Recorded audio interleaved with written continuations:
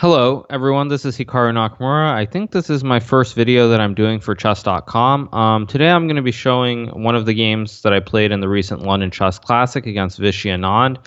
It was a very important game in the tournament as I had started off quite poorly. I lost my first round to Wesley So with a very, very bad, somewhat inexplicable opening mistake.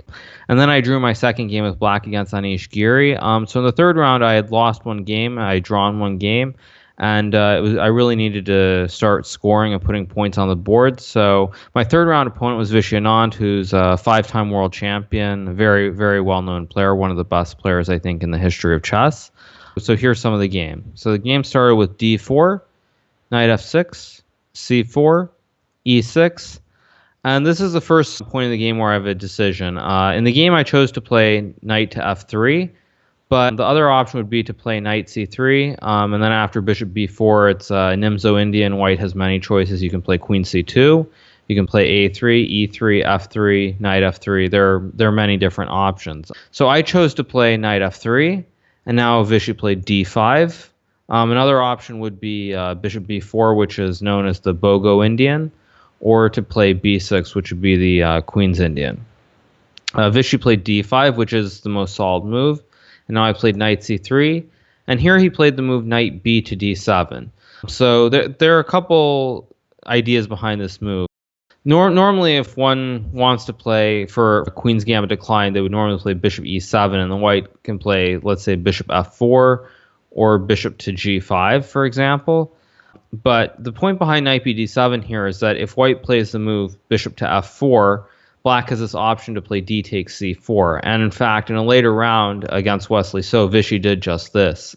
So after d takes c4, e3, Black has this move b5. And now after knight takes b5, bishop b4, knight c3, knight d5, a3, knight takes c3, queen d2, Vishy played the move bishop takes a3 against Wesley So, and the game ended up in a draw, but it was quite an interesting game. And there have also been some other games as well with this position after queen d2 involving knight e2, a takes b4, knight f4, ef4. And this was the game that I had against Magnus Carlsen in the Paris Grand Chess Tour event. I lost the game, but I did have a very good position. So that's the main advantage to Black playing knight b d7 on move 4 as opposed to playing, say, direct bishop b7. Because after bishop b7, bishop f4, Black can no longer take on c4 as White can simply play a move like e4. So Vishy played knight b d7, and here I decided to take because I had the previous games with bishop f4, and I assumed that he would be very well prepared. So I think it was the correct choice. He played e takes d5, bishop g5, and now the move bishop to b4. And all these different setups tend to have a mix of different variations. For example, here Black could also play bishop e7, and it would turn into another type of Queen's Indian declined, except Black's knight is on d7 instead of being on b8. By playing bishop b4, it turns into a Rogozin, because the normal Rogozin order would go knight c3, bishop b4, bishop g5, or bishop b4, c takes d5, e takes d5, bishop g5, knight b d7. So here I played e3, h6, bishop h4, g5, bishop g3, knight e4. And the point here is that Black wants to exchange the knight for this bishop on g3.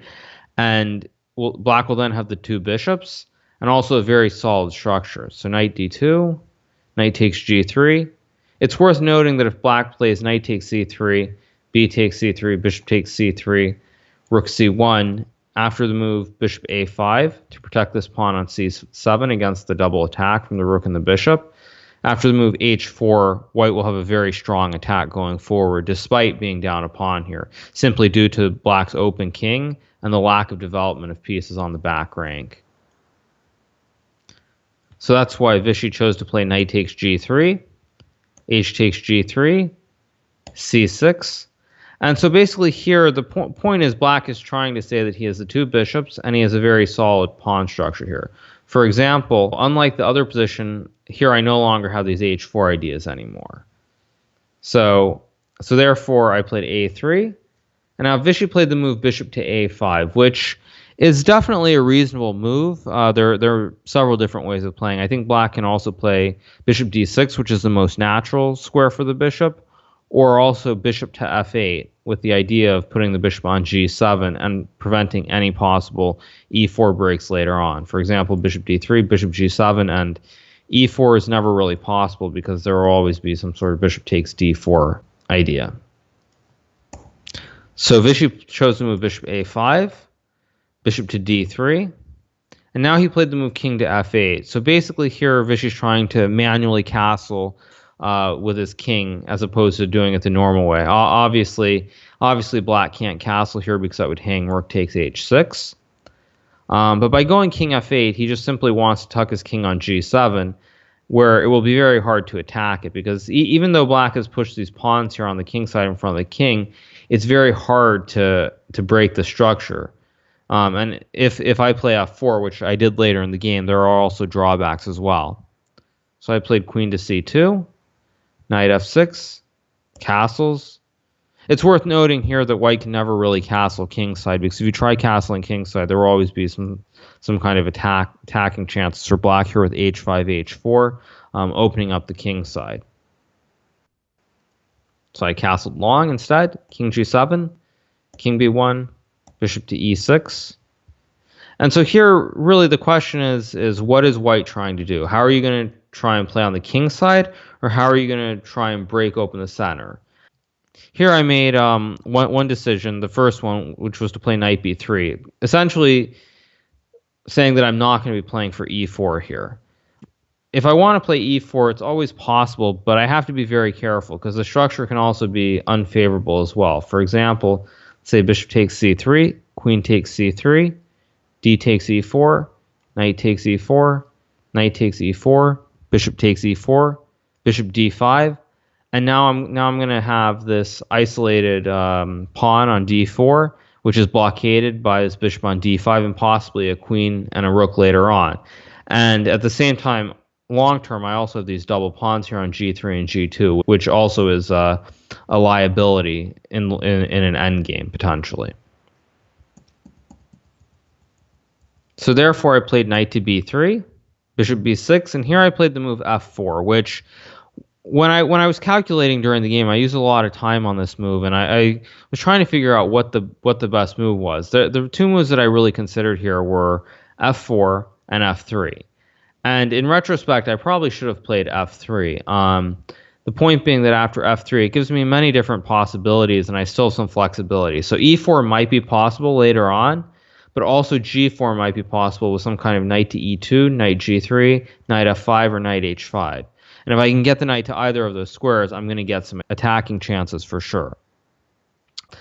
So in the game, I played f4, and here I underestimated how strong the next move was for black. I simply thought that bishop g4 had to be too slow, because it was just, black's previous move was bishop c8 to e6, so to go from bishop e6 to g4, it felt like it was losing a tempo and it would only help me improve my position. But in fact, bishop g4 is a very good move for a very simple fact that it prevents me from playing this move f5. So for example, if black played something more normal like queen d6, I could play something like f5, bishop d7, and possibly e4 now. And unlike the previous position after d takes e4, knight takes e4, bishop e4, I'm now threatening to play d5 and get rid of my isolated pawn. And also I might have ideas like queen c3 and playing along this a1, h8 diagonal against black's king.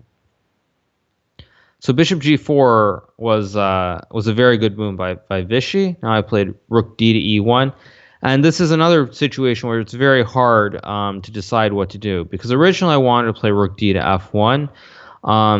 Because there were some tricks that I started seeing, like for example, after queen to e7, there's this or actually not on this move, but queen f2, rook a e8, attacking this pawn on e3, and now I saw this idea with rook takes h6, which is really quite beautiful, but unfortunately it doesn't quite work, because after rook takes h6, first of all, black can, I think, play queen takes e3, but also black can play rook takes h6, f takes g5, queen takes e3.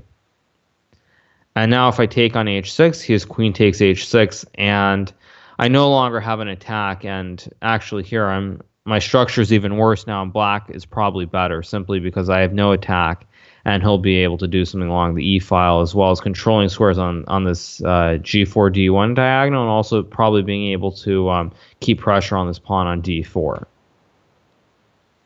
It's also worth noting that in this position after rook takes h6, black cannot go king takes h6, because after f takes g5, if king takes g5, then queen f4, king h5, and now rook h1, bishop h3, rook takes h3, and black is checkmated. And also after king h6, f g5, if king g7, then g takes f6, and there's a fork on the king and the queen, and black's just going to lose a lot of material. So I really wanted to play this rook df1 move, but when I saw that the complications weren't working out, I decided to go rook de1, queen d6, rook hf1, rook ae8, and now I played a move that that probably was a blunder, but I kind of miscalculated, and I was very lucky I didn't get punished for it, because I played this move knight to c5, and it was based on a rather serious miscalculation a couple moves down the road. So after knight c5, rook e7, the problem here is that now this knight's under attack. So like if black were to say play bishop takes c5, d takes c5, queen c5, then I could play f takes g5, h takes g5, and there's this very nice tactic with rook takes f6, king takes f6, and knight to e4, creating discovery on the queen. So d takes e4, queen takes c5, he takes d3, queen d4, and now black is going to lose material after king f5 and rook f1. Black can't keep the bishop on g4 any longer. So I saw this tactic, but then after rook e7, I realized that it's very hard to play now, because I have to do something here. Black is threatening to take the knight on c5. Black also, if I play something like b4 to protect the knight, black probably now is a5, and if the queen side starts opening up, my king is going to be in grave danger, especially because I don't have any direct attacks right away against the black king here on g7. Black's structure is very, very solid. So I played the move queen to d2, which is a blunder. Originally, my plan was to play queen c1. The same idea being, of course, it takes queen c5, I have f takes g5, h takes g5, rook f6. But then after queen c1, I saw that black has this idea: bishop takes c5, d takes c5, queen takes c5, f takes g5, and now he has this move knight to e4. Position is still probably about even, I would say even here. But I played this move queen d2, and it was based on a big miscalculation. I saw that after this move bishop takes c5, d takes c5, queen takes c5, that I no longer had these ideas with f takes g5, h g5, and rook f6, because my queen is on d2, not c1, so I'm not attacking his queen on c5. However, I simply forgot that after this move e4 here, black can just quite simply take on e4, and none of the tactics quite work out. For example, rook takes f6, king takes f6, knight takes e4, rook e4, rook takes e4, and for example, black has rook to a1, and now if I go king a2, bishop e6 check, b3, and there are many different ways of continuing here, but I think probably the simplest would be just to play queen c1, and black is now up a pawn, queens are going to come off the board, and I also have these double pawns on g2 and g3, so black should be technically winning at this point. So I was very lucky because, in fact, here Vishy blundered. He played rook h8 instead of playing bishop takes c5. What he told me after the game was that he was kind of worried about some sort of idea with knight to a4, queen d6, and something like queen c3, or bishop c2 here. With the idea of going for queen d4 and trying to put pressure along this diagonal. However, I think that very simply c5 here should be fine, or even just rook to d8.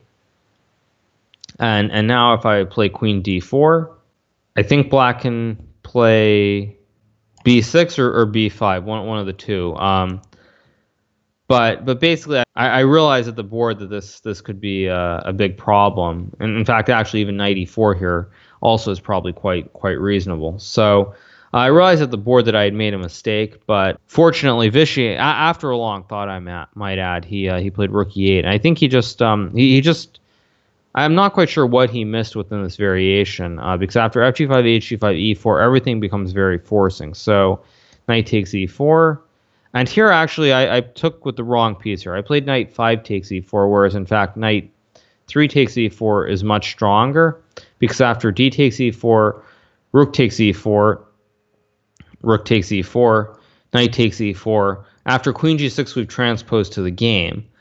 But a big difference here is that with my knight being on c5 as opposed to c3 in the game, after the move bishop to h5, I think simply queen takes g5, bishop g6, and rook h4 is just crushing some threatening mate. So during the game, I simply thought that it made no difference which knight I took with, whereas in fact it makes a big difference, because here after rook takes e4, now black does have bishop h5, and the point being that with the knight on c3, it's a lot less effective. For example, queen g5, bishop g6, rook h4. Now I think black has rook e1, rook takes e1, rook takes e1, king c2, and here, for example, I think after a move like... Actually, I have to be careful here. After a move like bishop takes d4, black should be okay here. I'm not certain of that, but I know that the black was doing completely fine if he had played bishop h5 instead of rook takes e4. Because now after rook takes e4, we transpose to the other line, but this endgame is slightly worse for black. So queen g6, knight f6, creating a discovery on the queen with the bishop. So queen takes f6 is the only move. Rook takes f6, king f6. And now at this point in the game, really the only question is there some way to create a weakness against these queenside pawns? Because, for example, in this position, if I just play some random moves, if black were able to, say, get this position with a bishop on d5, then it's almost certain that black can hold a draw. And I don't think black is even in real danger of losing here. So really the only question here is if there's a way to exchange this d pawn for, let's say, the c pawn and try and create something along these against these pawn islands, all these weak pawns everywhere. Because black's bishops are okay, but the bishop on g4 is loose. The king's a little bit loose. So that's why I played queen c3 to create this discovery. Now here Vichy played bishop d7, d5, rook to e5.